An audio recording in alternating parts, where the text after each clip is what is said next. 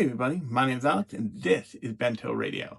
Now, if this is your first time joining me in a couple episodes, obviously a lot has changed.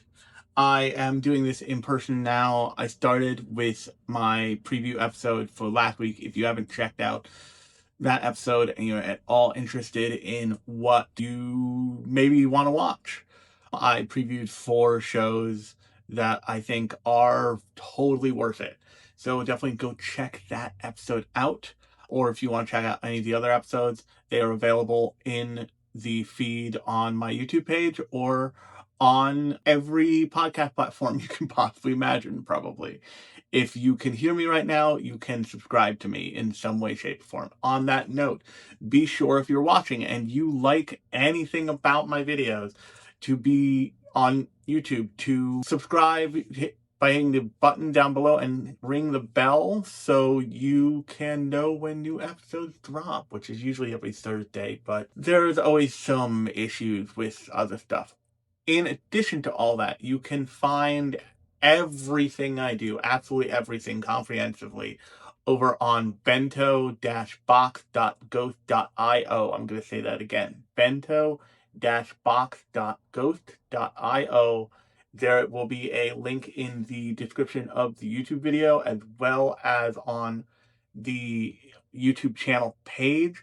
There will also be a link in the description of every single episode of the podcast if you're listening to this. And if you want to be watching this instead of listening to this, obviously that is a option. You can go on over to YouTube, search Bento Radio, and it should come right up. Or you could once again go over to bento-box.ghost.io and all the episodes are there. A lot of the episodes there, not all of them, but a bunch of the episodes are there. Everything, I think, since I've been doing video is there, and you can find them there. There's also links to YouTube, Instagram, Blue Sky, the work. You can find it all there. On that note, I want to also the last thing I want to shout out is the artist interviews that I'm doing. I've got another one coming up that hopefully I'm done scheduling for. But I've been doing interviews with artists from around the internet. And actually, one of the artists I interviewed just did a highlight. I don't want to call it a highlight cover. I want to call it an alternative cover or a guest artist cover is probably the best way to put it for I think the latest Harley Quinn comic from DC. Her name is Jessica Luna. Her interview is on both YouTube and on bento-box.ghost.io. So definitely go check that out because she did an incredible job on all of the illustrative work she did for those covers. She actually just put them up on Instagram too. I was really excited to see that for her because she talked about that a little in the interview, but I'm not sure if it was quite nailed down yet. So she was probably a little hesitant to get really into it on that score. But on that note, let's jump into what we're talking about today, which is actually a little bit related to my conversation with Jessica Luna, since she is a very shoujo manga inspired illustrator. I am talking about a little show.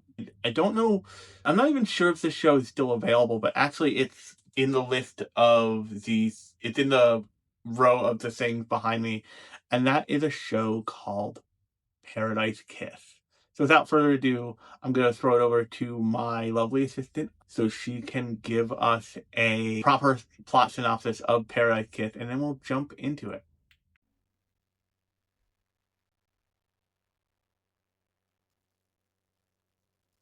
Paradise Kiss follows Yukari Hayasaka, a high school senior who lives a life ruled by strict expectations and academic pressure. She's beautiful and smart, but feels trapped in a routine that doesn't really belong to her. One day, she's approached by a group of eccentric fashion design students from a school called Yazawa Arts, George, Miwa, Arashi, and Isabella, who want her to model their clothing line for an upcoming fashion show. At first, Yukari is shocked by their bold personalities and unconventional lifestyle, but she's also drawn to their passion and freedom. Slowly, she's pulled into their vibrant world of creativity and self expression, discovering a a side of herself she never knew existed.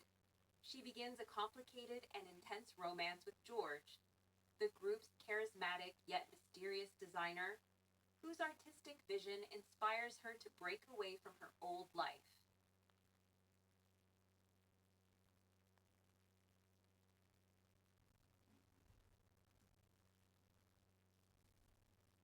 So now that the plot synopsis is out of the way, I have to say I feel a little underdressed for the occasion here. So give me just 1 second and we'll fix that. Now that we're just a little bit snazzier with a nice sweater and a nice little accent pin, let's talk about fashion just a little bit, because I think it's important to understanding the show, obviously, because this show, it's a rom-com wrapped up in fashion. But before we get to any of that, I want to talk about creative a little bit. I'm considered a creative in my daily life. This isn't my main gig, but I work a creative job. I've always worked a creative job for as long as I've worked. Actually, that's not true. My very first job was at a bike shop. And then my second job was a combination. I was the backroom employee for a CVS and a Staples Copy Center employee, which, hilariously, speaking of fashion, if you know anything about the period of time when I worked both of those jobs, these shirts were the exact same thing, down to the color, except the logo was different. So occasionally I would wear the wrong shirt to the wrong place, which was always a time. But that's neither here nor there. But for as long as I've been working really professionally, especially as an adult, I have been working as some form of creative. But there's a very specific kind of creative, and it's not the most common kind of creative person you encounter, but it is a very specific mode to be as a creative person, and you see more than a couple people who are like this.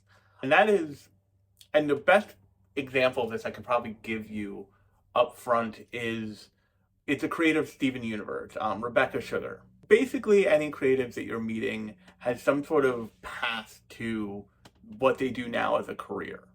And that's important, but it's not the end-all be-all thing by any means.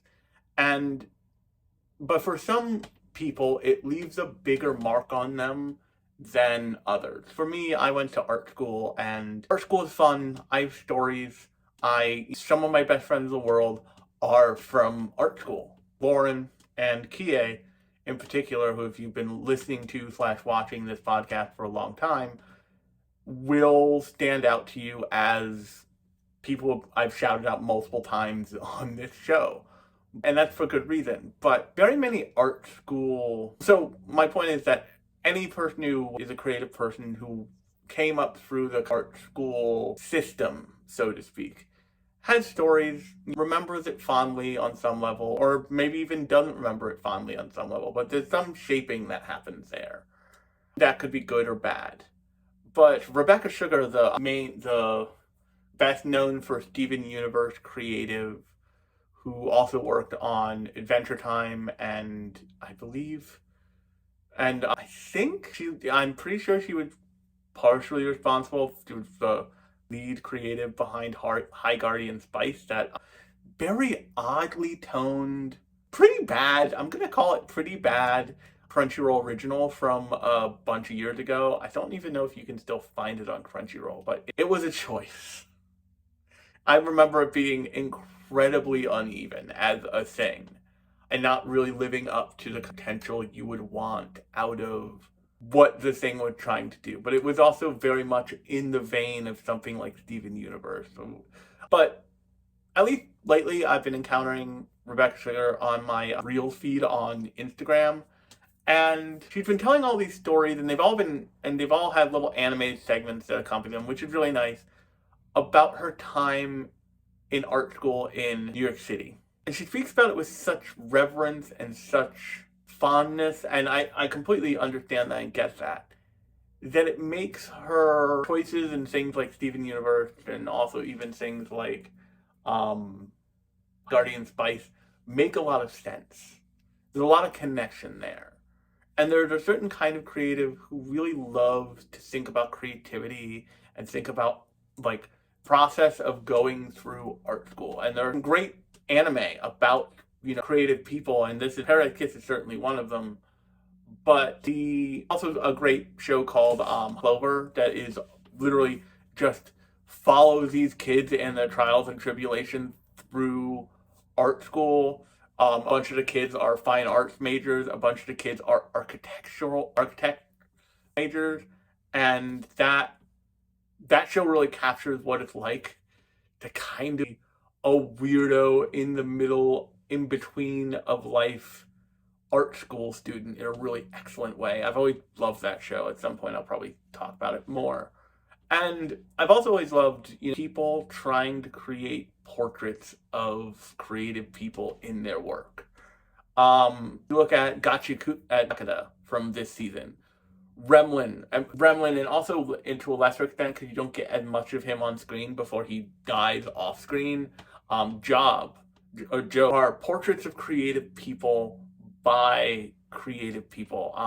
The main creator of that, as well as the graffiti artist who collaborates with to get the kind of the world of Gachiakada correct.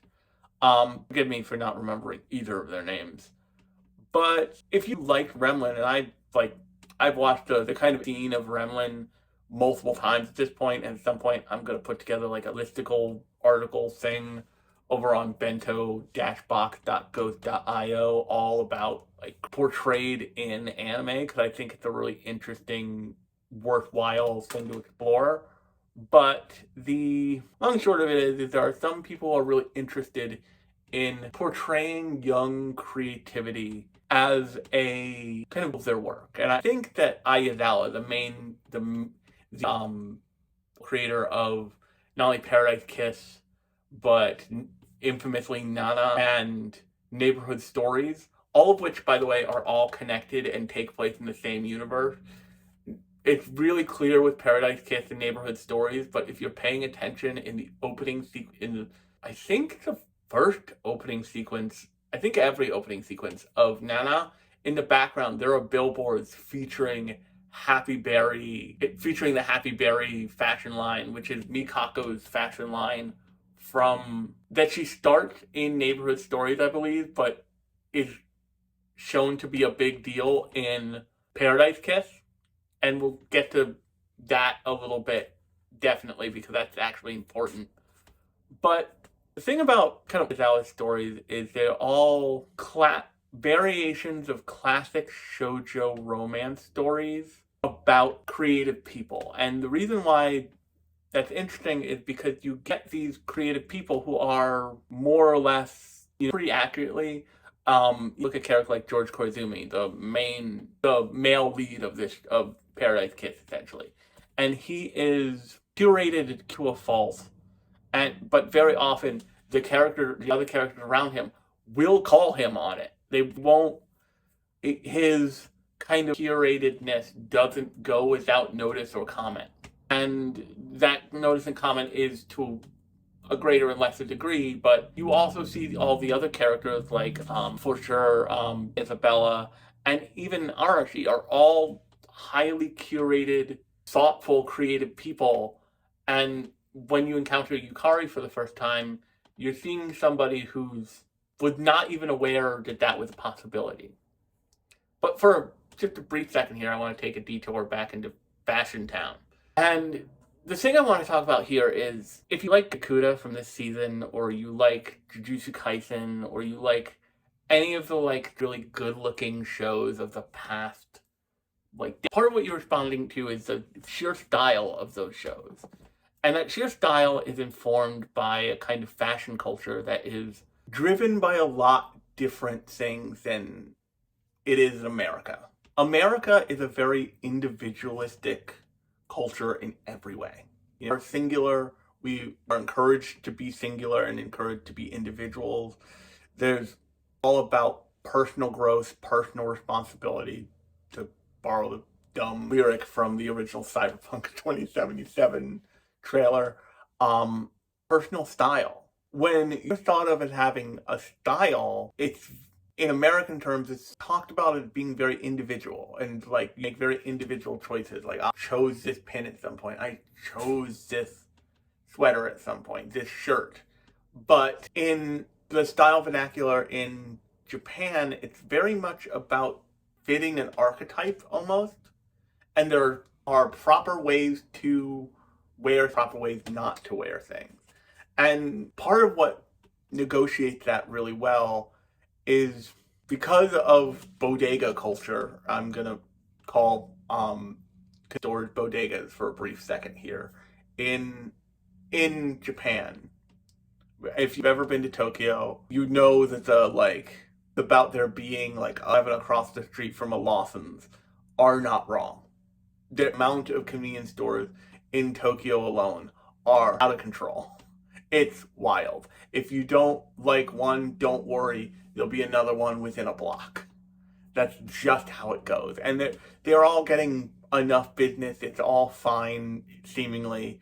It boggles the mind a little bit.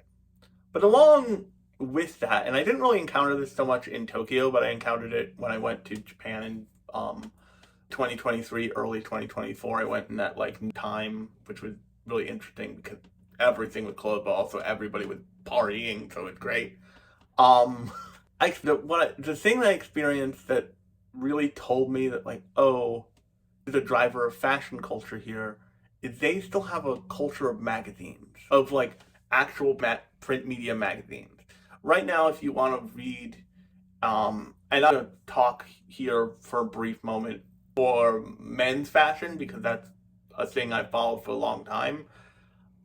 If you want to read Esquire or GQ, you can go to Barnes and Nobles or, you know, Hudson News if you live in New York or you're commuting in and out of New York, and you can pick up the magazines. But more often than not, if you're reading those things religiously, you're going to do it digitally, either on your phone or on a tablet, iPad, Pixel tablet, Samsung, whatever, pick your poison. But you can read those things digitally. But reading that stuff digitally makes it much more ephemeral than buying the magazine and buying the magazine over long periods of time and having these like amassing a collection of what is now one of the more infamous Japanese fashion magazines for young men, or its kind of older brother, seeing the trends pull through and seeing all the lifestyle articles. Hilariously, when I first got into bourbons, the way my entry into it was a lifestyle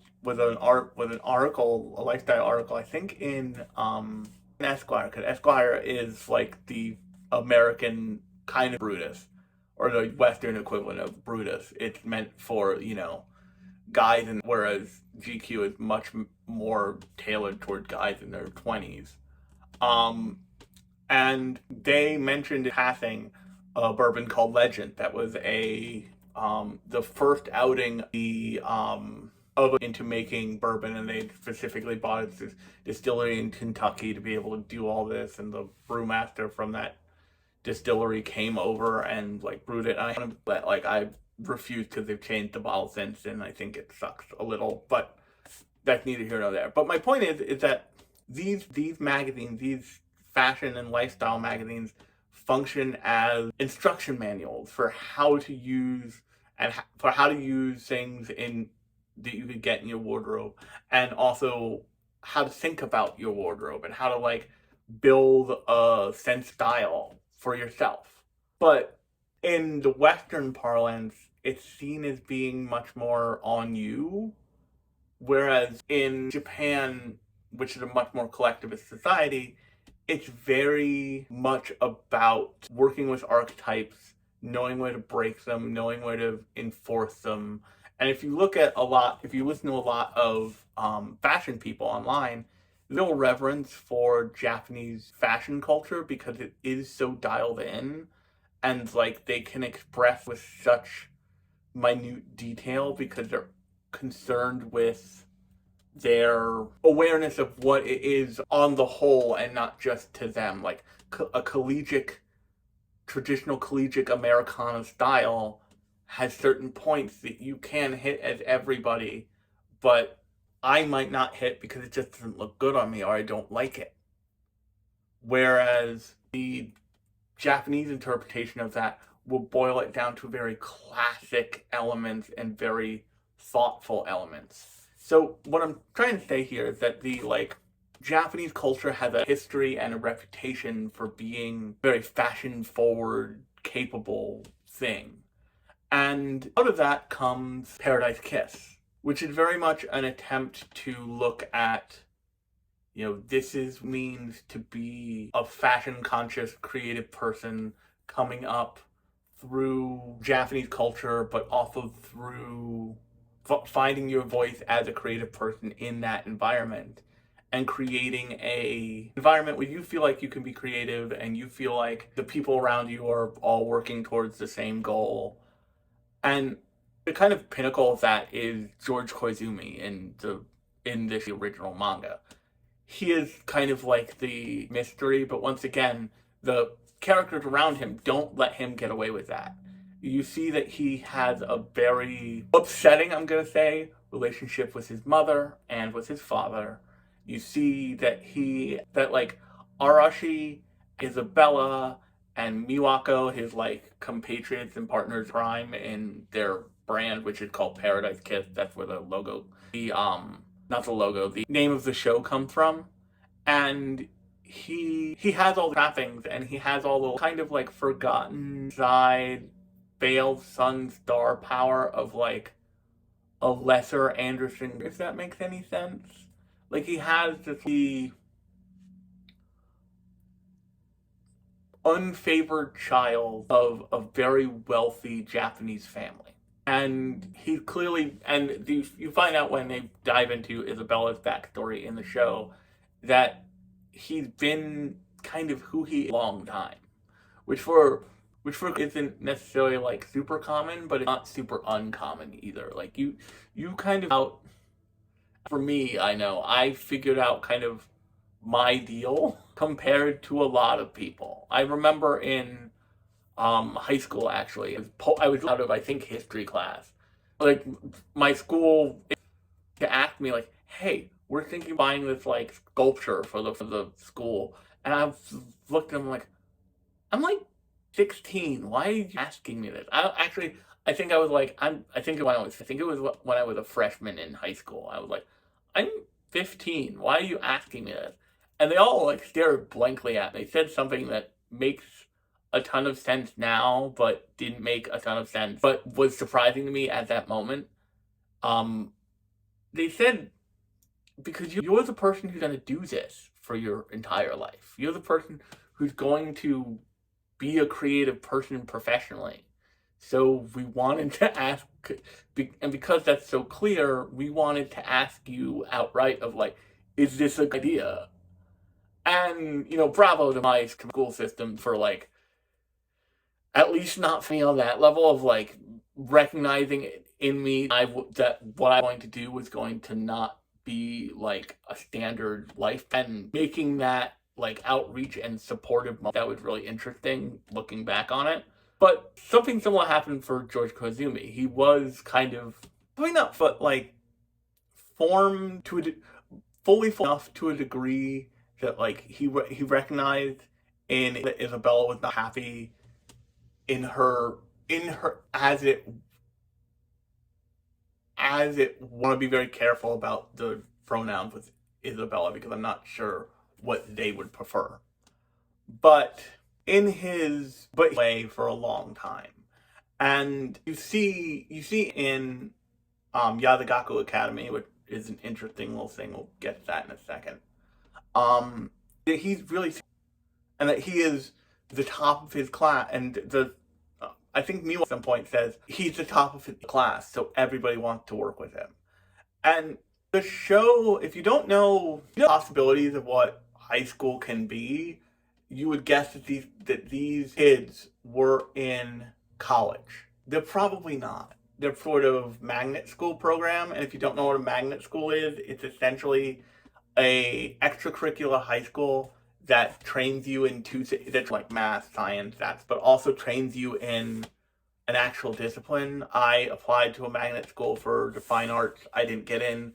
Hilariously, not because I failed the interview or the practical skills test, can you draw? To draw. I can still draw. but because I failed the math test, which always felt stupid, hilariously later on, my AP art teacher was like, "Oh, you didn't get it at school? Well, that's probably for the best." I took a look at their art program and I didn't want to teach there. I'm like, okay, that's interesting. To say that they're a version of high school that is more focused on the actual craft of, this is how you make clothes, this is how you do this as a craft. And those schools exist, I'm sure, those schools do exist at the very least for manga in Japan. I'm sure they exist for other things. I'm sure you take pre-college courses and all this other stuff, but it's not really important what grade they're in, because they say a board that, like, they're all Yukari, who I'll get to in a second. But George is in hospice class, and while he's this like international man of, he's only that to both Yukari and the viewer. To just about everybody else in the show, he's kind of just the guy. Like, it's clear that Archie knows him really well. It's clear that Miwako and Isabella both know him very well. Isabella is probably him, even including Yukari. And there's this thing that's true of creative people, and the place where probably the most realized in everyday life is actually in cooking reality shows. That is, that creative people are allowed in basically every creative industry, are allowed to be weirdos. Like for example, when Mario Batali got caught being a creep, it was fun on one level, but to just about anybody who knows anything about working in a professional kitchen, they were all like, "Oh, wait, you mean he was a monster just like every chef you've ever seen?" He was a monster. He just didn't broadcast it in the same way that, like, Gordon Ramsay had for years. Like nice, kind, guiding Gordon Ramsay is not the Gordon Ramsay lots of us, grew up TV. We grew up watching Hell's Kitchen Gordon Ramsay, the one who infamously put two breads on the side of somebody and said, "What are you?" and made them reply, "I'm an idiot sandwich." Like, that's a level of cruelty to people who are technically working under you in that case.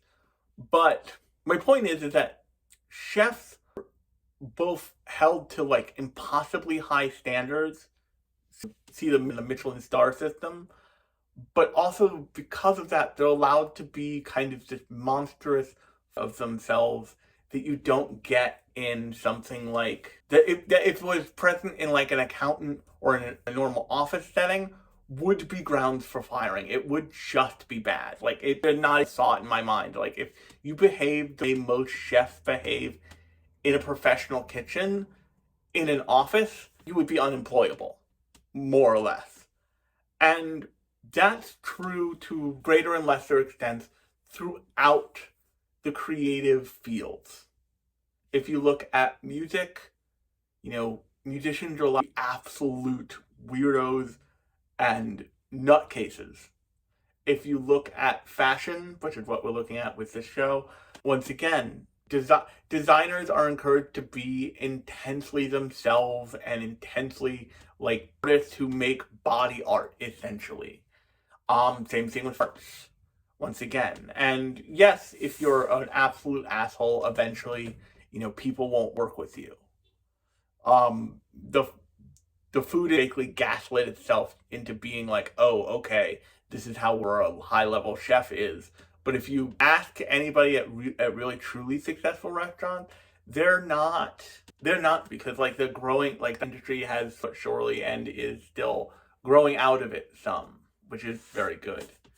But my point is that the kind of op that George is something that is totally allowable in the industry that he is ultimately going to work in, and already does work in many ways. Because in addition to being a fashion designer, he's also a model, because he's just incredibly good looking. He is outstandingly good looking. Classically awesomely looking. tall, thin, like beautiful white hair thing. Like he is like Potter Anderson good looking. And here's what I talk about the like romance part of it, because I spent a lot of time now talking about the kind of fashion end, which if you're like fashion or aesthetics, I urge you at the very least to check out Paradise Kiss. And Paradise Kiss, certainly check out the next work. Nana is like infamous masterpiece of, you know, melodrama and Yuri, and it's incredible. Anybody who's seen that will be like, even if it's not for them, it's kind of masterfully made. But the romance here, and actually in kind of shoujo tradition, and actually in anime tradition, there's multiple romances happening on multiple levels here. The first one, the main one, you have between Yukari Hayasaka and George Koizumi. And they have less of a meet cute, more of a Isabella kidnaps a high school girl situation. And Yukari really falls into being their model for their school fashion show, because she has exactly the look that they want for the dress that they're going to make, which, spoilers for this entire show, by the way, ends up being like beautiful Victorian ball that's entirely blue with tons of like light blue and lace, and like is decorated with like specifically sewn into a mat in some cases, or sewn into like long garlands that off of the dress, blue roses. That's beautiful, and they capture it really well in the show in full color and all that stuff. But the kind of run up to that is they find her, more or less kidnap her. They get her to their studio, which is this old down and out bar that you're led to believe that George's uncle owns, and they just kind of get to use their like creative space, which is really cool.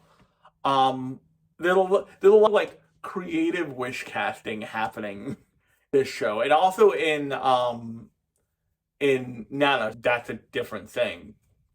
But they call it the studio, and the show makes this really big deal out of it. And it's a setting. It's got a real punk rock vibe to it. Yazawa, I believe, period of time in New York City. And you kind of know that because the restaurant that's at all the time in Nana is based on a restaurant that has since franchised out, and I think the original one closed, called Jackson Hole in New York City. I think the one you go to now is on Fifth Avenue, like a stone throw away from the Mile. It's okay. The one was a lot better, but it closed. I believe, like maybe I think a bunch of closed, like before I was in college. I think it closed. But my point is that her like realizing of these places is very much based on like dive bars she's been in. Probably, you know, locations she's actually been in. One of my favorite things I did with a friend was like, I went to Jackson Hole, my parent, and I took pictures and I sent it to a fashion free college friend. She was like, "Oh, you found it? Where is it?" I'm like, "Here." And she went and sent pictures. It was a whole big deal for like a weekend. It was great.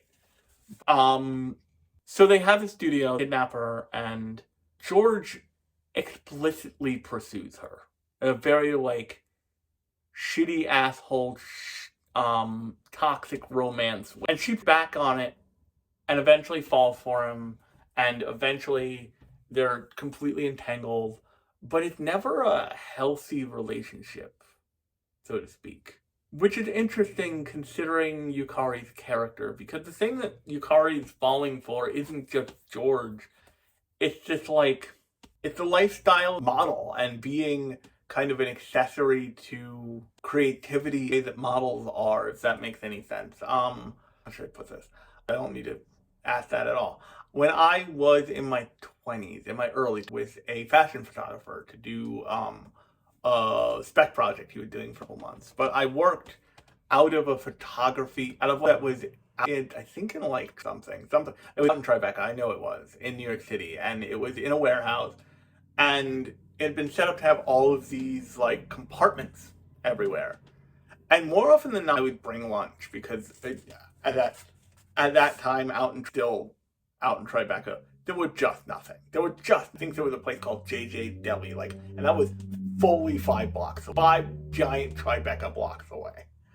But I ended up eating lunch, sitting on the couch, and more than a couple times, I just ate lunch with models because they were there for work and just like I was a person they could talk to while they like ate their tiny fruit cups of I could eat to keep their figure kind of thing. I'm only kidding a little. And models are elevated to this super high status, but the reason why they keep their bodies the way they do, unless they're like, or they have certain looks or certain vibes, is because they're supposed to function essentially as hangers for the clothes or as props in photo shoots, especially fashion photo shoots. The point of a model is not that you're looking at the model.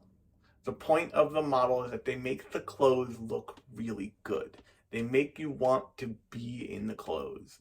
One of the reasons why so often they shoot ads for clothing with celebrities is because they're essentially saying, like, look at this sweater. If you own this sweater, you can be like, you know, Tom Cruise is a bad example. But if you own the sweater, you can Leonardo DiCaprio. Leonardo DiCaprio used to be a better example. But my point is that they're essentially aura farming off of the person in the ad. And in the case of a model, they need to kind of be a very specific look and feel with very specific brands. And for most people, that like being desirable like that isn't a thing that happens unless you go after it specifically.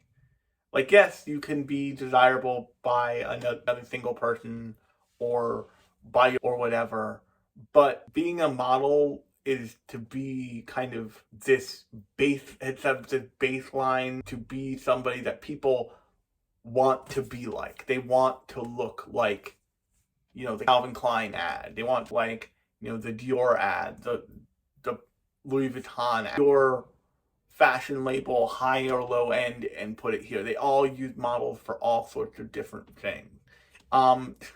Hilariously, if you ever see one of the 9 zillion anime streetwear brands on Instagram, I see like every time I open up my feed, they all use various people for models. Like they all kind of look like the version of would want to look like if you wore those clothes. Because that's part of the pitch. And for a high school girl who is in her senior year of high school, and the show goes into this a bit, or actually a lot of it, it's a big part of Yukari's character, who has been kind of putting one foot and doing, probably not doing her best, but doing to like keep everybody off her back and like enough to keep her head above, because that's what she feels like she needs to do because she doesn't really have a clear direction. To encounter that and to find out that like that's a possibility for you, heal. And in the course of this show, she doesn't just model for their school fashion show. She does a bunch of photo shoots, I believe on and off camera. She signs up with a modeling agency, and kind of the like stealth good thing about it's like he may be an asshole, but there's some consideration of Yukari and like her potential professional career there. He's the one who's like, hey, I want to introduce you to this person. This person's card. She runs a modeling agency. More jobs through her. If you like this, watching this show, you can very like the toxicness of George and Yukari's relationship, just the fact that George is an asshole. But in reality, he's not really. He's a creative person with a very view of the world and a very dialed in way of interacting with it. And that displays itself throughout the show. And is he a great significant other? No. But he is a great creative partner and creative collaborator And he doesn't, at no point does he stop Yukari from looking around and pursuing modeling outside of Paradise Kiss, the name. He supports every point. Yukari accuses him of being selfish. He eventually calls her on it. He's like, at point have I ever been not clear what the deal is here? And yes, more than all that, it's just George is kind of being an asshole and hiding the creative persona a little bit to allow for that. And the once again, the main cast does on that, but several times, often in fact. But Yukari is experiencing a kind of desirability and a kind of privilege that she's never had. And there's moments when it goes to her head, and there's moments when people call her on it, and they're like, hey, you're kind of being a bitch. Calm down. This could all go away. It's not, this wasn't you a week kind of thing. And that lessens the toxicity a little bit, because it really began to be both of them at each other. It's not a one-sided toxic thing, which is often the case, or at least the case of and here's what I want to talk about, the other major relationship that you see. Actually, the third major relationship, but we'll get to that. And that's Miwako and Arashi. So if George Koizumi is the very sartorially and focused portrayal of a creative person who is very curated and manicured to a specific high-end point, Arashi is manicured and pointed at the kind of punk rock aesthetic. If you like of Gachiakata or of Nana, Arashi's your character here. And is certainly nowhere near as wealthy as George is, or as Isabella is. Both George and Isabella are children of wildly wealthy families, by the way. Arashi is no less curated and focused and intentful in the way that he's presented. He's presented like a proper British punk rocker.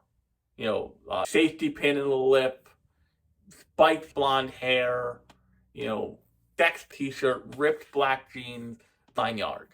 And he has kind of that punk rock fuck hormone, but also kind attitude to him too.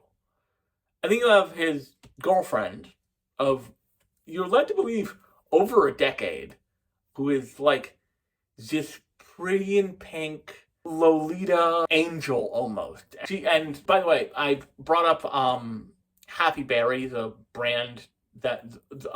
fake fashion show. The real thing that this show is responsible for birthing is the kind of Lolita fashion style that you see in pop culture. That is a thing, that is a style language that was birthed out of Paradise Kiss, I believe. If not, definitely Yazawa's works in totality somewhere.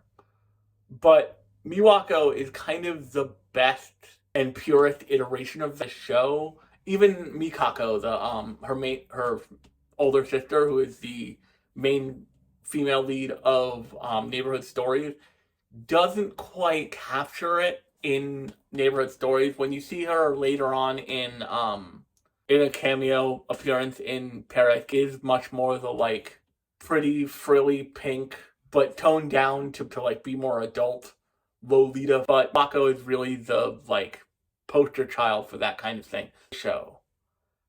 And she is at least when the show opens, ride or die with Arashi. There's lots of different things happening, but Arashi live together now and have lived together seemingly for at least 4 years. And they are in love. They are the stable couple, at least at the beginning.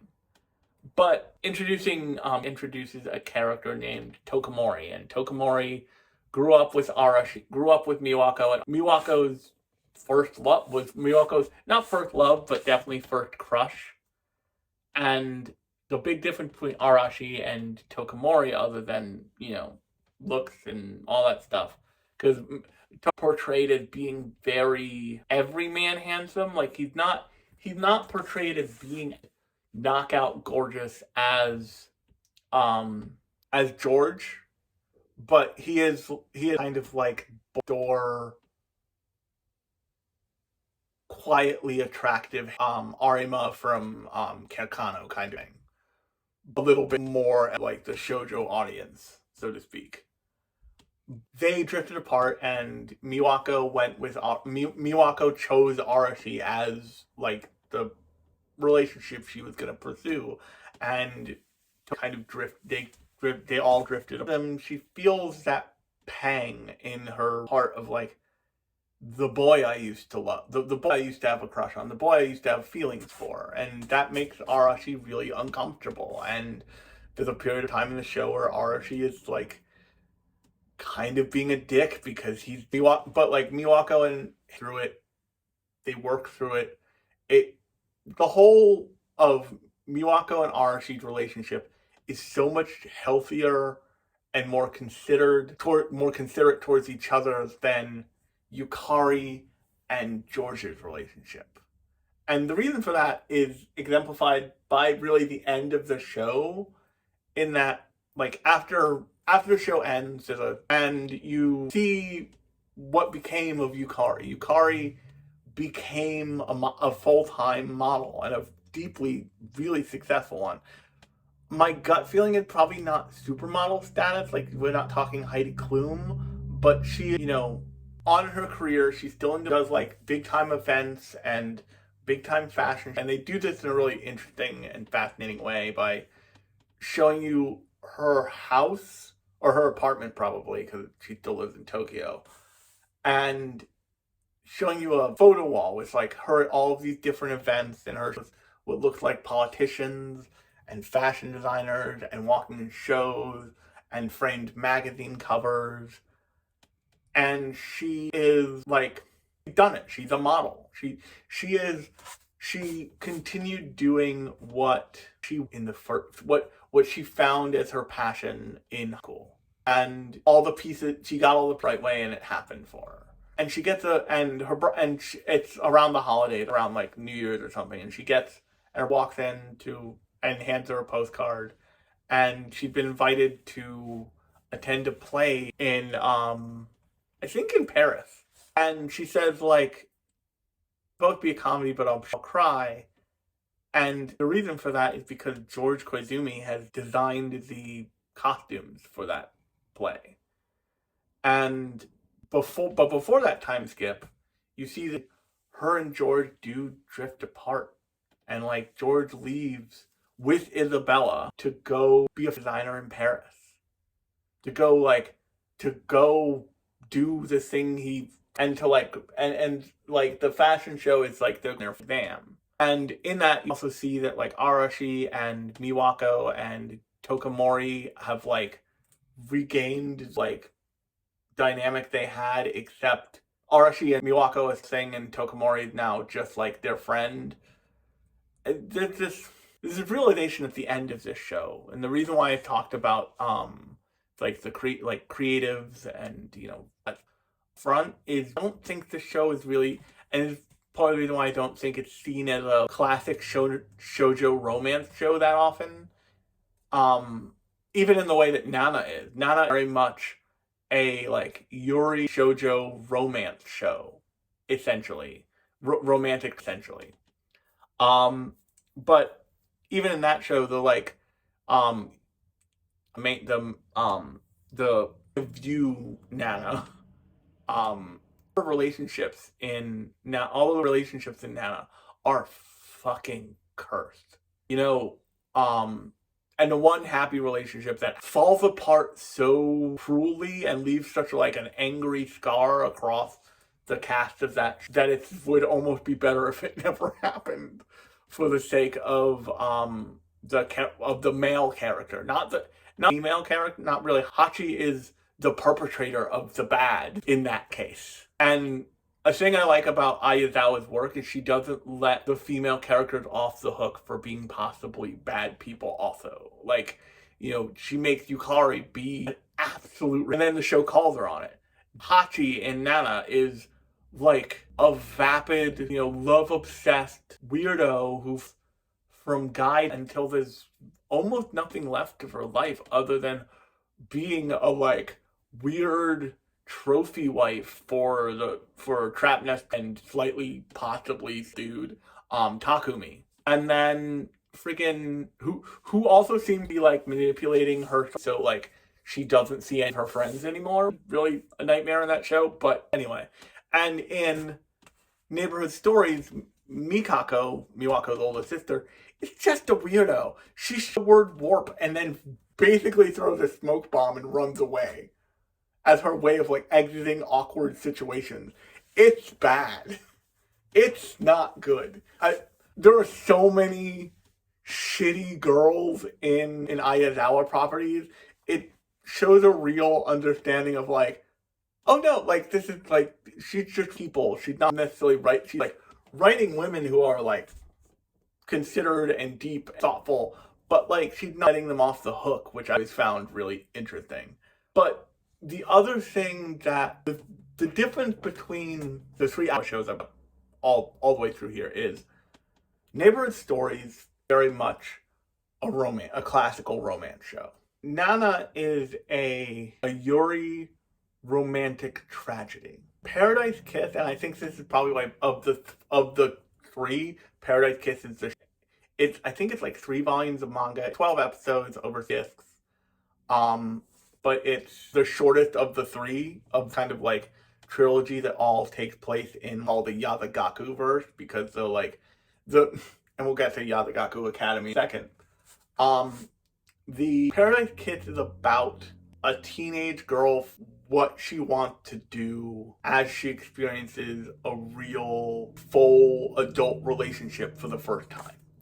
And by the end of the show, that relationship has fallen away, and but the thing she's left with is a thing she wants to do with her life. I think that's really interesting. So I kind of want to end here with some like stuff about Ayazawa shows because I think it's really interesting and fun, and I think it will add to your experience of watching Paradise Kiss. But the early parts of Nana, the entirety of Neighborhood Stories, the whole thing, all 3 Neighborhood Stories, Paradise Kiss, and Nana are all connected. They all take place in the same universe, in the same Tokyo.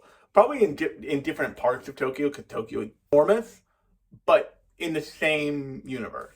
If you watch one of the, I think maybe every opening of Nana has like billboards for Happy Berry in the background. I think in the first or second opening, as part of the sequence where where I think Nana Osaki is standing across the street, and it's standing at a street corner, and on the other side of the street there's a giant billboard with just Miwako on it, like Miwako advertising for Happy Berry. They say in the show that like she models her sister's clothes advertisements. In Paradise Kiss, obviously Miwako is Mikako's younger, and in, like I said, Neighborhood Stories, Mikako is the main character. So that's one through line. The other through line in probably the place that's most noticeable is Stories. Mikako goes to fashion school at the same place George went, that George and everybody in Paradise Kiss goes to, at Yazagaku Arts. And she dreams of building this giant brand that will take over the world called Happy Berry.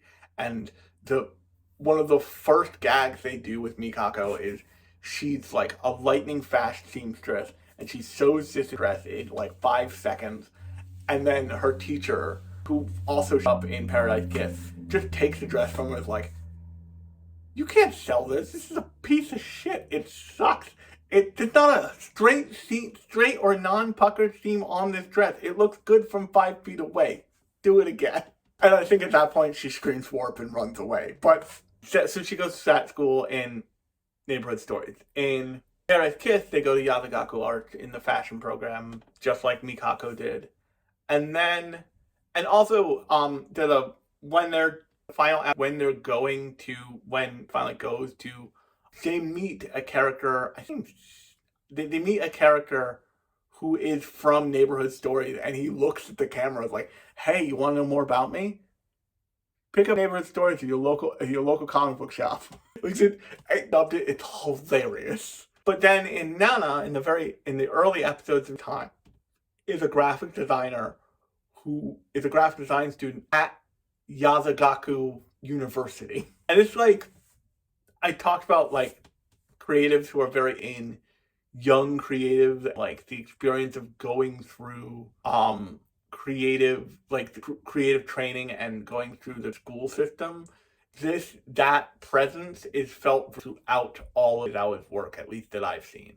And like I said, Neighborhood Story is very much a traditional shoujo romance. Nana is very much a traditional Yuri shoujo romantic tragedy. Nana, Paradise Kiss rather, sorry I keep screwing that up, is about a young woman finding what she wants in life. I think that's really important. I think, and once again, this is only a 12-episode show. It's across 3 DVDs. One of them is actually, let me see if I can't do this without breaking anything. One of them is actually right here. Actually, this is the final one that I think I can point out. So, like, that's the color of the blue dress, actually.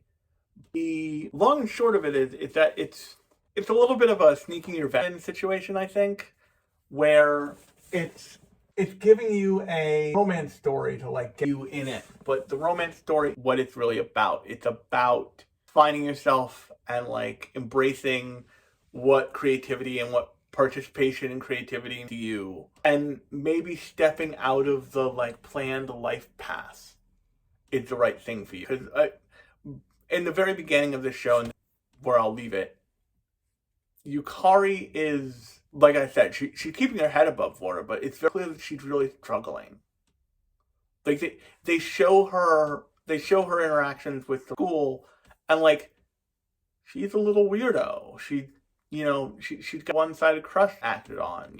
She's got all the like of teenage girl in high school, but she's unfulfilled and like deeply unhappy, and she says that like eventually, and of her mom stopped being as her because it felt like she wasn't going to grow up the way that her mom hoped. And as soon as her brother was old enough, all the like hope of that her parents may have had for her to be successful, they pinned on her brother. And when I was growing up, I knew somebody that it sucks.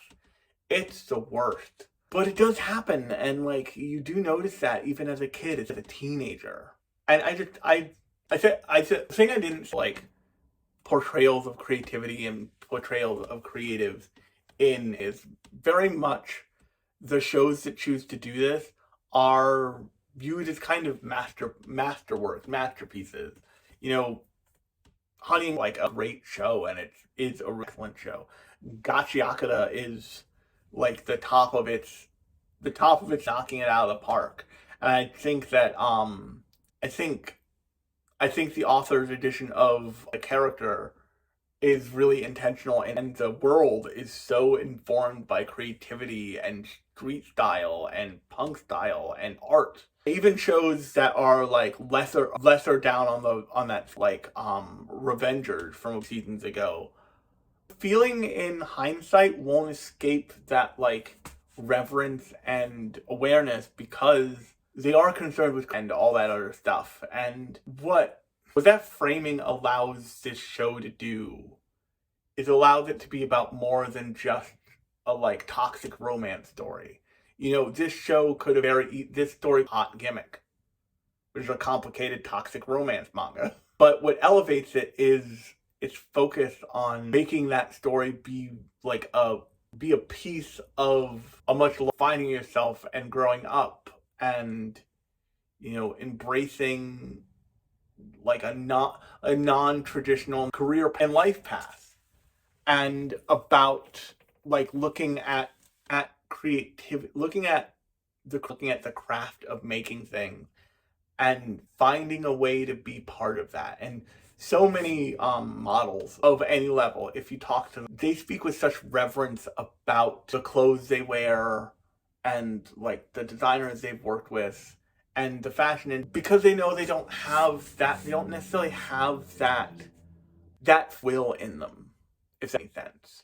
And it's not a bad thing. I'm not diminishing people, but like it takes something in you to push that boundary and push for that stuff.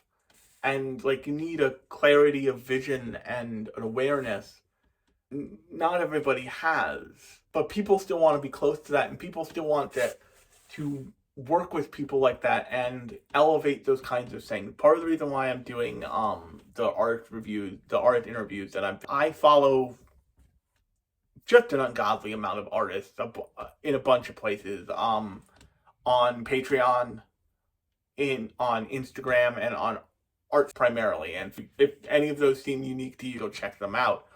But I chose not to commercialize the direct craft of my artistic work way that, say, Jessica has, or in the way that even that Phil has, the two interviews I've done far. But I want to help them somehow. I can't, like, I can't offer them, I've bought stuff, Jessica. I'm there from where I'm recording at the Year of the Tiger poster that she did. That said she'll never outdo in terms of her new way, Jessica. I know I'm gonna do a horse drawing at point two. Good luck. Beware of horse girls, they're out there. But I wanted to offer some way I could help expand their reach. And the interview thing was the best way I could think of to do it, because in Jessica's case, she had never been interviewed before. So I got to be her first interviewer, which was a huge honor. But also I gave her like all the shorts she put out. If you're watching this and you're a fan of, you saw those shorts, I'm where those came from. And the reason why they didn't come sooner is because the first round of shorts is always awful. Just the first set of tools I used to make shorts always picks bad stuff. But you can't always be the star, and Yukari's path to becoming a model shows her bumping up at certain points against not even the talent, but the pure skill that Arashi has, that she just can't have. And once she realizes that, she kind of throws herself fully into modeling and wants better at it. And I think there's a sequence in the show of like, here's what you need to do to be better at this. Like, go for it. Like, when she meets with the model agency, like, hey, what do you eat a day? Here's what you should be eating in a day. Like, get better at walking in heels. Like, all of these very specific skills that it takes to be a model. Because the great Bob Ross quote, and I'll probably put it in because I'll butcher it, but it essentially boils down to, is a pursued interest. Because so much of what people view as talent from the outside isn't. There are definable ways to make good. There are definable ways to accomplish creative goals. That's what design is about. That's what craft is about. And by mastering your craft, you end up with something more, with like the mastery of that craft that is ultimately more valuable than the talent. And you can go ahead and think that modeling isn't a craft. And there's plenty of things, both real and convince you otherwise. But it really is. Like, good models are good at the craft of that in a way that, like, especially celebrity models never quite reach. This is where I'll end it. But a couple of years back, there was like a big scandal. Kylie Jenner was walking in a fashion show, and Jenner really wanted to be a model. And part of the like deal when you're a high fashion model is Your body is literally a hanger. It is an accessory to be used by the designer of the fashion house whose show you're walking in. And you have very little control. You don't have much control over what you wear or any of it. And like you can object and you can storm off. Just hire another model who won't. And Kylie Jenner walked down the runway in like a sheer top, just like totally see through, and you see her chest. There was a certain segment of reaction that was like, oh my god, she's showing off her body, blah blah blah blah blah. But somebody from fashion industry and from the creative industry was like, no, she's doing her job. That's the job. Like, if you want to quibble with the job, that's what, like, it's not. Her choice was walk in the show, don't. Not, well, maybe we'll put you in something a little bit, like, less revealing because of your status. No, she's there to display clothes. Her job was to do that the best she possibly could, and she did. And I'm sure when asked about that, she probably was like, well, that's the job. And if you've noticed, she shows up less and less on the Kardashians after she becomes a model, because she's very serious about it, and she doesn't want her like value as a model who can walk in shows for big brands. And like, you're probably like, what do you mean? Like, Louis would put her in a show in a minute. Not if it distracts from their goal of the clothes. Not if it distracts from their creative vision or goal. That's a big deal. If she wants to work with certain brands, there's certain brands that won't hire her. Just name's Kylie Jenner, and she comes from the Kardashian clan. And what you see in Yukari by the end of the run, that she has grown into being a professional model. It started with an infatuation with a boy who showed interest in her because he saw her as a muse for the dress they were making. But it has blossomed into her life. I just always thought that was cool. And by the way, the end of Paradise Kiss, if you've ever seen the end of Paradise Kiss, it makes me cry every time. Without question. Just every time. A grown man weeping at the end of Paradise Kiss every time I see it. Probably for that reason of, like, I have known people who have struggled to find a place in the world, and this show finds someone successfully doing that. And on that note, this is where I'm going to leave it. If you like the podcast, be sure to subscribe wherever you get your podcast. If you want to watch the podcast, be sure to check it out over on YouTube. And if you are watching on YouTube, be sure to hit the subscribe button and ring the bell so you know when new episodes drop. And if you really love the podcast, be sure to give it a 5-star review on Apple Music, or Apple Podcast rather, and or anywhere else that allows for such a thing. It really helps the show, and remember to share it with friends while you're at it. And speaking of, if you really like the podcast, if you really, really love what I do, be sure to check out the site. That is bento-box.ghost.io. And be sure to check out all of the,